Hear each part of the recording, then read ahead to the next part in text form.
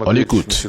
Si l'on regarde la situation à travers ce prisme, alors on comprend pourquoi une ancienne puissance coloniale comme la France essaie de renverser les gouvernements nationaux qui ne lui conviennent pas dans les pays de la région saharo-sahélienne et d'autres régions du continent africain. Ces pays ont depuis longtemps renoncé à la politique de leur ancienne métropole. Mais Paris ne se calme pas et tente de se tourner non seulement vers les opposants dans ces pays africains, mais aussi vers des groupements ouvertement terroristes et, comme vous le savez, vers les combattants des formations ukrainiennes. Malheureusement, les élites françaises continuent de suivre ces méthodes coloniales, y compris le principe tristement célèbre de diviser pour mieux régner, un principe qui a déjà coûté des millions de vies aux peuples africains.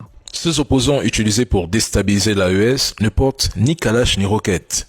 Leur arme, c'est la communication.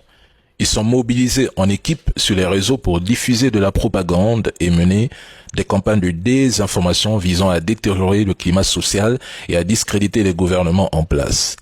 Leur rôle consiste à propager des fake news, des rumeurs, influencer l'opinion publique et semer le doute sur la stabilité des régimes. On constate que ces trolls, ces opposants détracteurs passent l'essentiel de leur temps à attaquer systématiquement les dirigeants de l'AES, les qualifiant de dictateurs ou d'incompétents, sans jamais proposer d'analyse équilibrée.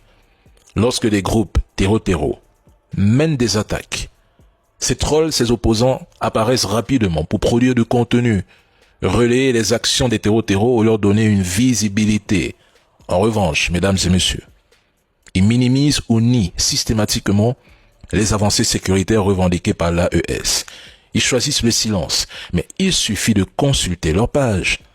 On n'y trouve pratiquement jamais d'éléments positifs quand il s'agit de l'AES. Il y en a même, dès lors qu'ils ne bénéficient plus d'avantages ou d'une forme de reconnaissance pour leur travail, ils changent de ton, de discours et retournent facilement leur veste.